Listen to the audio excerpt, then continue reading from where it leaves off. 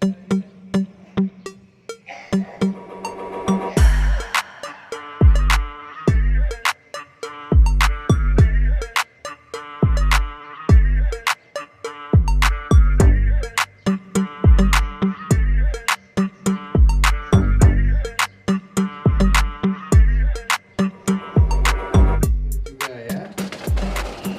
Rudi Julianto, Book of Art, ya, kita akan ada demo dan workshop tentang tropical bonsai Indonesia. Ini juga tadi saya sudah sounding tentang ada 3 lukisan. Ini panitia boleh dibantu nggak nih? Lukisannya biar bergeser sedikit, enak melihatnya jadi. Ya, ini akan dilelang nih ya, ada 3 buah lukisan ini.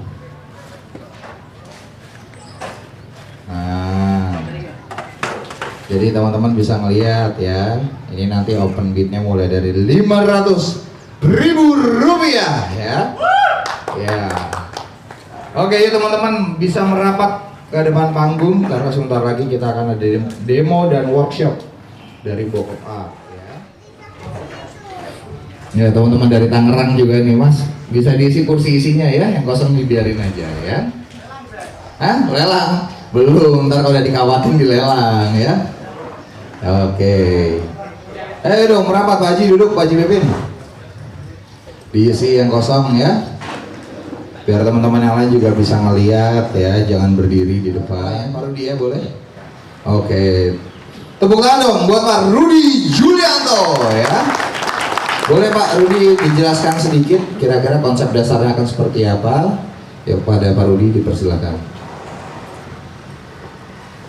Selamat siang teman-teman semua, terima kasih telah hadir pada acara demo kali ini. Saya berterima kasih kepada panitia yang mengundang saya dan memberikan kesempatan dan waktu kali ini untuk saya bisa sharing bersama teman-teman dari pengunjung, baik pengunjung maupun penghobi bonsai di sekitar kota Semarang ini. Ya, pada demo kali ini yang pertama nanti saya akan menjelaskan tentang apa itu bonsai tropis, kemudian bagaimana cara membuatnya. Cara membuatnya akan saya praktekkan langsung pada 2 bahan bonsai ini. Yang satu ini adalah bahan bonsai sancang, kemudian yang satu nanti ada santiki.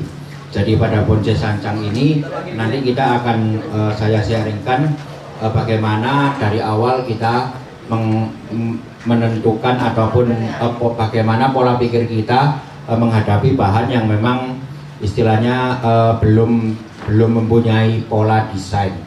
Kemudian yang satu lagi nanti sandiki, bahan ini sudah mempunyai pola desain dan kebetulan waktu itu saya sudah pernah menangani pohon ini pada tahap pembuatan kerangka, mulai dari menentukan posisi sampai ke pembuatan kerangka. Nah sekarang akan kita lanjutkan proses finishingnya untuk membuat, masih dalam membuat kerangka tetapi sudah mencapai pembuatan kerangka yang kerangka tajuk ya. Di sini yang awal, kemudian di sini tahap yang berikutnya.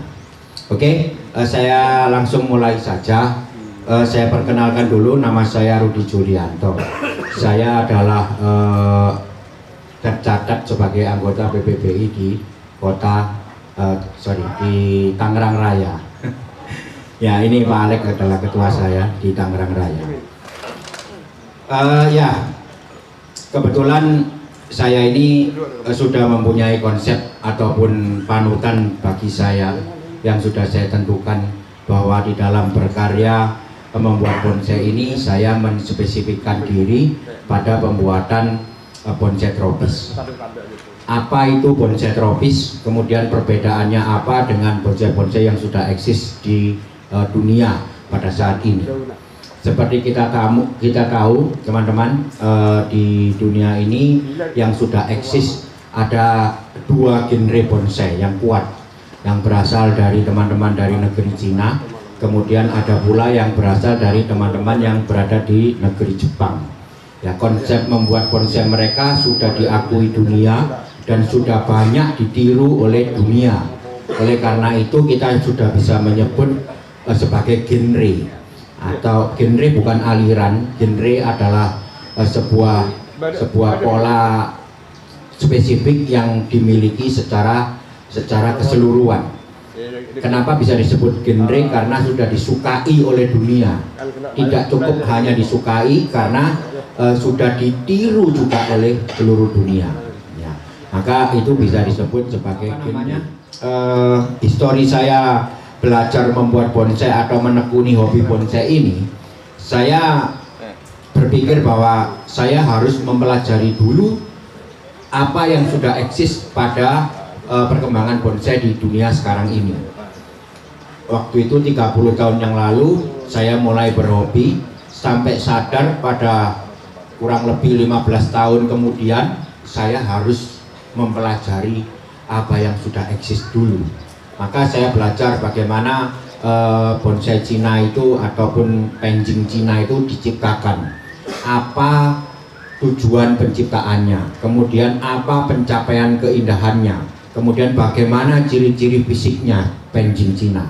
Saya belajar pula bonsai Jepang, sama yang saya pelajari adalah bagaimana mereka bisa mencapai sebuah keindahan dari karya. Falsafahnya apa, konsep-konsepnya apa, saya pelajari semua. Dengan mempelajari kedua eksistensi ataupun dua genre yang berbeda ini, saya bisa melihat sebuah perbedaan antara konsep yang diusung oleh teman-teman dari Cina dan konsep yang diusung teman-teman dari Jepang, sebagaimana yang bisa kita tahu sekarang ini disebut bonsai. Nah, di Cina mereka banyak mengusung menampilkan sebuah presentasi alam. Ya, jadi perlu diketahui teman-teman, pencapaian keindahan di dalam bonsai itu ada dua. Yang satu menurut idealisasi manusia, yang satu menurut idealisasi alam. Saya kasih contoh idealisasi manusia ini, mungkin teman-teman pernah dengar ya. Mungkin ada kriteria yang menyebutkan bahwa cabang pertama harus lebih gede dari cabang kedua, cabang ketiga harus lebih gede, dan seterusnya, sehingga nanti kita mempunyai bentuk kanopi pohon yang segitiga. Nah, bentuk kanopi pohon segitiga ini sekali lagi saya ngomong bukan baik dan buruk ya teman-teman, ini cuma membedakan apa yang saya pelajari. Ya, dari situ kita bisa tahu bahwa ini memang diidealkan manusia. Ya, di alam kalau kita lihat atau kita cari, mungkin sulit untuk menemukan cabang pertama yang lebih gede dari cabang kedua, ini akan sulit. Ya, jadi idealisasi menurut manusia itu, oh kalau pohon itu yang baik cabang pertamanya lebih gede dari cabang kedua, akarnya muter, kanopinya segitiga dan lain-lain. Itu diidealisasikan manusia. Tetapi di alam kan tidak berbicara seperti itu, benar kan? Ya, di alam bicara sangat bebas. Ada cabang pertama yang lebih kecil dari cabang kedua, ada akarnya yang cuma sebelah, ada cabangnya cuma satu gede, ada yang tidak punya cabang, cuma punya badan dan mahkota saja. Sangat banyak sekali hal-hal yang bisa masuk akal tumbuh di alam. Ya, tetapi karena ini adalah sebuah karya seni, orang Jepang mencoba untuk membuat sebuah kriteria. Ya, seperti kita tahu bersama, orang Jepang itu jiwa kompetisinya sangat tinggi. Apa yang tidak dilombakan di sana? Oh iya, dilombakan, makan dilombakan, ninja sampai ninja dilombakan, ya kan? Ya, bonsai tidak luput dari hal itu. Maka apabila mereka sepakat untuk melombakan sebuah karya seni, harus dibuat kriteria, ya kan? Untuk bisa dinilai sesuai dengan kriteria yang sudah ditentukan. Nah, disinilah kriteria-kriteria ini dibuat atau muncul menurut idealisasi manusia. Jadi orang Jepang itu kalau ditanya, "Bos, kalian sedang bikin apa ini?" "Saya sedang bikin bonsai, Pak." "Apakah kalian meniru pohon tua yang hidup di alam?" Jawabannya tidak. Pohon-pohon, bonsai-bonsai. Nah, kalau di teman-teman di Cina, mereka meniru, benar-benar meniru. Jangankan pohonnya, gunungnya pun ditiru. Tahu ya karya penjing ya? Sungai-sungai ditampilkan. Seperti memang kehidupan asli di alam, copy paste bila perlu. Nah, itulah perbedaan konsep yang ada. Jadi pada saat orang Jepang harus meniru membuat bonsai atau membuat seni ini, dia tidak bisa copy paste daripada yang dilakukan oleh teman-teman dari Cina. Ketika mereka meniru, hasilnya bukan penjing tetapi bonsai. Ya, di Jepang lebih spesifik. Bon itu pot, sai itu tanaman. Jadi tanaman dalam pot. Kalau penjing, pen itu pot, jing itu pemandangan. Jadi beda. Di Cina menampilkan sebuah miniatur pemandangan. Kebanyakan seperti itu. Meskipun ada yang menampilkan pohon-pohon tunggal seperti ini. Tetapi pada akhirnya mereka meniru Jepang lagi. Ketika Jepang menyajikan sebuah hal yang lebih simpel, artinya pohon dan pot. Di Jepang jarang sekali orang menampilkan pemandangan, miniatur pemandangan jarang. Mereka menampilkan pohon, lebih ke objektif, menampilkan tumbuhnya bisa gede-gede, batunya gede-gede, pohonnya cuma kecil-kecil. Nah ini subjeknya lebih kecil, lebih gede daripada objeknya. Nah, ya sekali lagi, ketika orang Jepang harus meniru seni ini, mereka tidak bisa meniru seni meniru persis yang mereka Cina lakukan, tidak bisa. Karena apa? Karena perbedaan alam, perbedaan budaya, ya, perbedaan spesies. Nah, saya berpikir waktu itu demikian juga kalau kita ingin melakukan hobi ini, apakah kita bisa meniru orang-orang yang di sana, eksistensi yang sudah ada? Sedangkan kita punya alam yang berbeda, iklim yang berbeda, spesies berbeda, kultur budaya yang berbeda. Saat itu saya menganalogikan bahwa di Cina ada kungfu, di Jepang ada karate, di Indonesia ada pencaksilat. Paham ya Pak? Berbeda kan? Tapi kesemuanya sama, wujudnya adalah seni bela diri. Di sini juga sama, wujudnya adalah seni ini, miniatur pohon ini. Tetapi kita berbeda. Saya tidak menyarankan ataupun memberi ini hanya cerita dari saya bagaimana saya bisa mengeluarkan sebuah konsep membuat bonsai tropis. Analogi pemikiran saya adalah seperti barusan yang saya ceritakan. Jadi tidak bisa saya meniru orang Jepang membuat bonsai. Demikian juga tidak bisa saya meniru, bukan tidak mau, bukan tidak bisa dalam arti kemampuan. Bisa saya meniru mereka persis. Tetapi alam saya tidak bisa mengatakan demikian atau mendukung demikian. Demikian juga orang Jepang, kalau saya suruh buat pohon bergaya tropis, juga mereka mungkin kesulitan. Matahari di sana cuma terbit 3-4 bulan dalam setahun. Di kita mataharinya bisa 12 bulan ada terus. Oleh karena itu kita bisa membuat perantingan yang detail, yang tipis-tipis, yang sampai di bawah pun bisa hidup. Di sana tidak bisa Pak. Kita lihat bonsai Jepang, mereka cuma punya satu mahkota, kemudian yang lain cabang paling 4-5 selesai. Kalau di kita boleh lihat di lapangan ada satu pohon yang ditampilkan dengan tajuk yang ratusan, banyak sekali, detail sekali. Itu karena apa? Matahari kita memungkinkan untuk demikian. Paham ya Pak? Jadi inilah dasar saya kenapa saya memilih menspesifikkan diri untuk membuat bonsai tropis. Kemungkinan ada pertanyaan Pak, silahkan. Barangkali masih ada yang kurang jelas dari penjelasan saya. Silakan dipertanyakan sebelum saya melanjutkan kepada. Oke, Bapak mohon maaf nih, mikrofonnya jauh, boleh berdiri aja Pak? Iya. Dari mana Pak? Dari Semarang. Nama?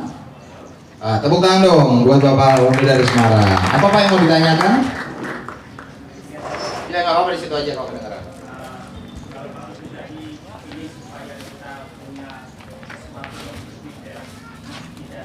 Silakan.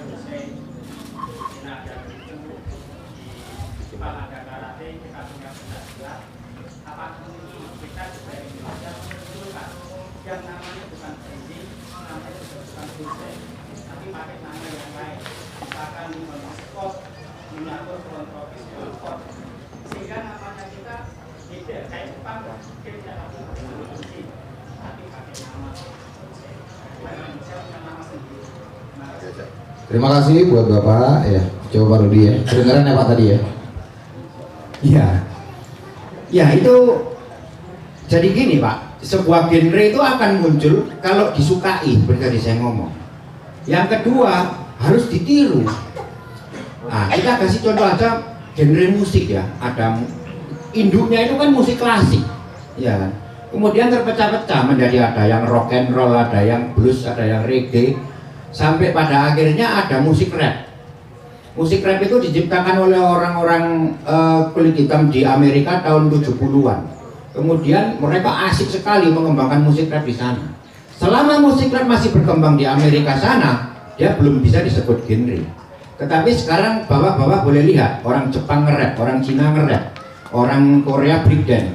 Itu budaya hip hop itu sudah menular ke seluruh negeri, maka rap bisa dikatakan genre baru. Ya. Kemudian masalah penyebutan, kalau di Cina itu pencing, di Jepang bonsai, di Indonesia apa? Ya monggo, silahkan disebut, silahkan dijuluki, silahkan.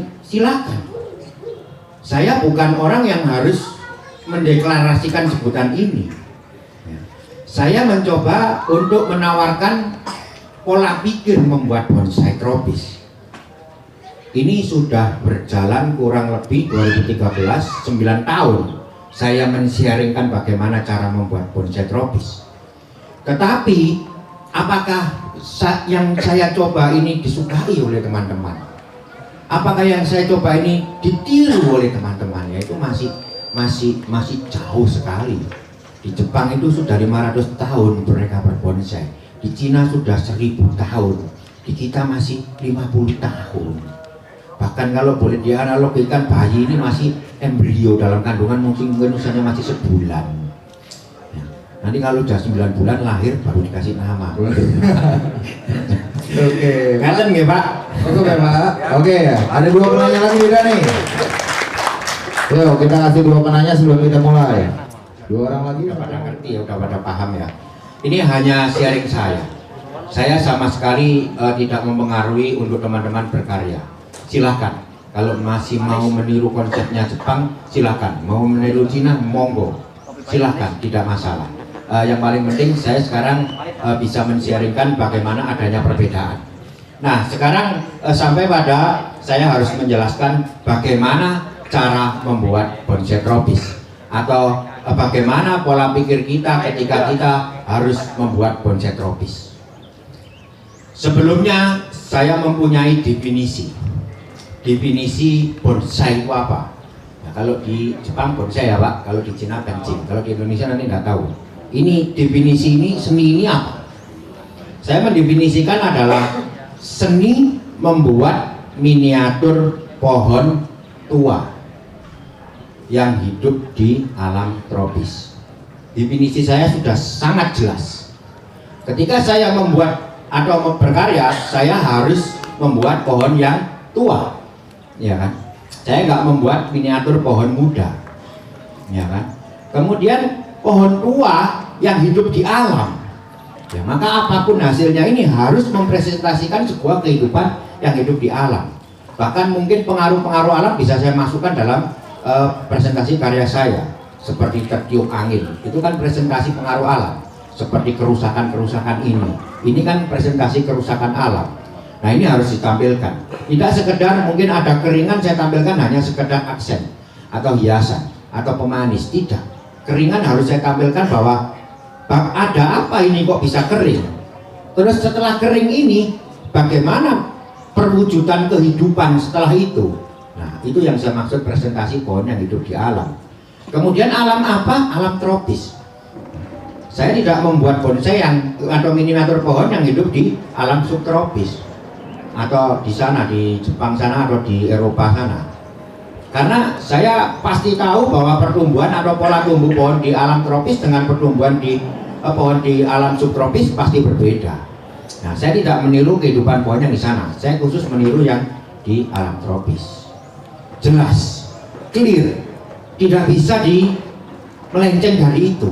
Kalau karya saya tidak mempresentasikan pohon itu yang saya definisikan tadi, ya berarti saya sedang membuat karya genre lain, misalkan gitu.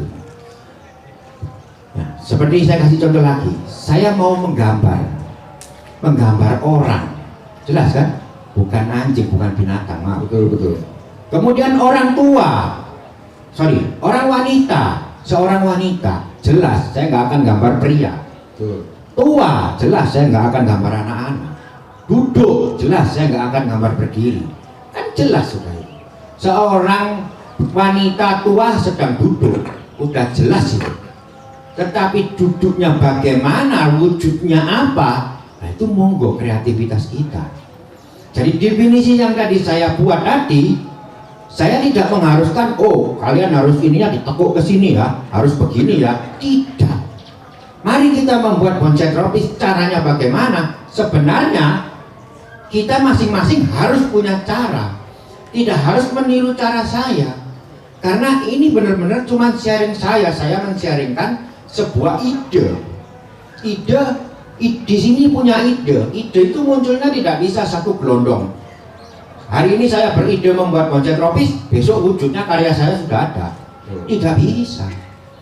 Hari ini orang beride bahwa kendaraan itu tidak perlu di-ontel, harus punya mesin, besok tercipta sepeda motor, tidak bisa. Harus mengalami proses perwujudan ide ini yang panjang, sehingga nanti wujudnya muncul. Loh, ini loh bonsai tropis.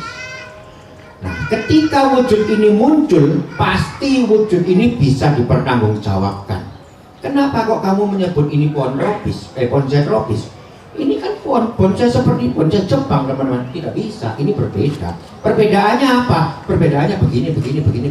Nah, itu yang saya sebut karya yang bertanggung jawab, yang merupakan proses perwujudan ide dasar tadi. Nah, di situ. Nah, jadi dalam kesempatan kali ini saya akan membagikan sedikit atau secara garis besar bagaimana mewujudkan atau membuat bonsai tropis. Pada dasarnya untuk itu pelajari bukan bentuknya, Pak. Jadi perwujudan membuat miniatur pohon ini definisinya bukan seperti copy paste. Jadi saya ingin membuat beringin di alun-alun sana persis seperti itu, rupanya persis ganda. Jadi yang saya tiru adalah apa? Yang saya tiru adalah pola tumbuhnya. Saya mempelajari pola tumbuh kehidupan pohon yang di sekitar kita, di alam tropis. Ya. Sekarang kebetulan ini banyak sekali pohon-pohon di sini. Silakan bawa perhatikan. Cabang-cabangnya itu sangat besar dan sangat banyak sekali kalau di alam tropis. Apalagi kalau melihat pohon trembesi yang di pinggir jalan itu ya, betul. Itu bisa cabangnya gede-gede. Nah, ini yang saya sebut kekuatan tumbuh. Ini yang saya sebut sebagai kekuatan tumbuh. Kenapa bisa tumbuh seperti itu di tropis? Karena mataharinya banyak. Pertumbuhan sangat kencang, kuat. Jadi perlu diketahui kalau di sini kecepatan pertumbuhan di alam tropis 10, mungkin di Jepang sana atau di Cina sana cuma 4 atau 3. Jadi kalau untuk membesarkan cabang ranting ini yang segede setengah senti ini cuma cukup 2 bulan, di sana bisa 6 bulan, 7 bulan. Jadi kecepatan tumbuhnya berbeda, karena apa? Mataharinya berbeda. Pohon ini tumbuh dasarnya apa ya? Matahari kan. Nah di situ. Nah jadi pola-pola tumbuh itu saya pelajari. Nah, kalau di alam tropis karena kekuatan tumbuhnya yang besar seperti tadi yang saya ceritakan, maka masing-masing kekuatan tumbuh ini punya kelompok-kelompok tumbuh. Jadi cabang itu adalah kekuatan tumbuh, kelompok-kelompok tumbuh adalah perantingan dan perdaunannya. Nah, kalau diteliti lagi kehidupan pohon tua itu di alam tropis, pasti nanti masing-masing kekuatan tumbuh itu memunculkan kelompok tumbuh dan masing-masing kelompok tumbuh punya pemimpin. Tuh, yang saya sebut sebagai semi mahkota atau mahkota. Nah, inilah yang saya rumuskan. Jadi alam itu bisa dirumuskan, Pak. Seperti mikrofon ini saya lempar ke atas, jatuhnya kemana? Itu rumus, ya kan? Ibu mengandung 9 bulan 10 hari, itu juga rumus. Bahwa pohon tropis itu percabangannya gede-gede, itu rumus. Saya rumuskan. Bahwa pohon tropis mempunyai banyak mahkota kehidupannya di alam, itu rumus. Saya rumuskan. Segala macam kehidupan tentang pohon tropis saya pelajari, termasuk cabang ranting yang menyilang. Bahwa pertumbuhan menyilang ini jelek ya saya rumuskan jelek. Oleh karena itu saya tidak lakukan pada karya saya. Ada cabang yang melintang, karena apa? Nanti menimbulkan kejelekan. Karena di dalam karya seni, pada hakikatnya semua karya seni ingin menampilkan keindahan, ya kan? Ya, yang jelek-jelek juga saya pelajari, untuk saya avoid, untuk saya singkirkan, tidak ditampilkan. Seperti itu. Makanya tadi saya ngomong sangat banyak sekali yang bisa kita rumuskan tentang pohon tropis dan bisa dibuat konsep pada masing-masing kita. Nah itu apa namanya, sedikit dasar pemikiran, sedikit pola pikir yang saya contohkan, bagaimana saya harus apa namanya mengawali supaya saya mengerti untuk bertindaknya ini dasar pola pikirnya apa. Nah selanjutnya ketika saya harus benar-benar berkarya, saya menghadapi bahan, nomor satu yang saya pikirkan adalah anatomi dari pohon. Pohon itu mempunyai anatomi akar, batang, cabang, ranting, anak ranting dan seterusnya. Itu anatominya, selain daun ya, kemudian daun. Nah anatomi ini saya gambarkan sebagai sebuah kehidupan. Ya, pada awalnya pohon itu tumbuh dari biji berupa kecambah, tahu ya, keluar akar dikit, satu batang, 2 daun, ya kan, itu tunas. Artinya itu apa itu namanya, permulaan kehidupan sebuah pohon. Nah ini yang saya pegang, ini yang saya pegang sebagai falsafah hidup dari sebuah kehidupan pohon, yang saya gambarkan pada karya bonsai. Ada karya apa namanya ini, seni membuat miniatur pohon ini sebagai raga dari sebuah pohon. Raga dari sebuah pohon itu saya definisikan sebagai flow atau gerak dasar. Gerak dasar itu apa? Saya definisikan lagi, pergerakan batang yang dimulai dari tumbuhnya akar, gerakan batang diakhiri dengan tumbuhnya mahkota. Kenapa kok saya mendefinisikan seperti ini? Karena dari definisi dasar ini atau dari gambaran dasar ini, kita sudah bisa melihat sebuah gambaran pohon tua. Sudah saya pelajari, syaratnya pohon itu bisa terlihat tua kalau dia punya mahkota. Itu yang paling penting. Banyak kan karya bonsai yang batang, atasnya mahkota yang matang, tanpa cabang. Banyak kan? Kelihatan tua. Cabang itu sebagai pengikut daripada itu tadi. Jadi ini adalah raga kita. Raganya itu berupa kaki yang menapak tanah, kemudian ini semua sampai ke kepala. Raga ini wujud dari manusia.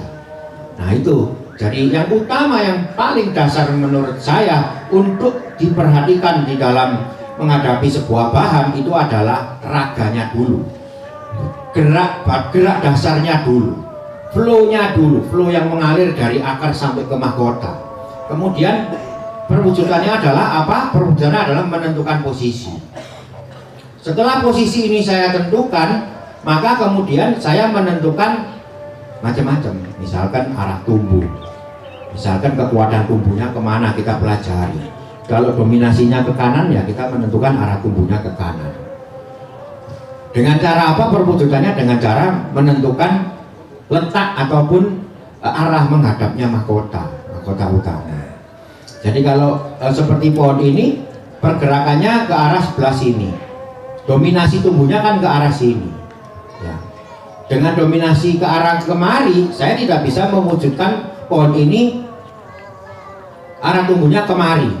Siapa bilang? Bisa saja, kalau memang memungkinkan untuk dibuat kemari. Jadi arah tumbuh bisa saya tentukan untuk bonsai cuma 3, Pak.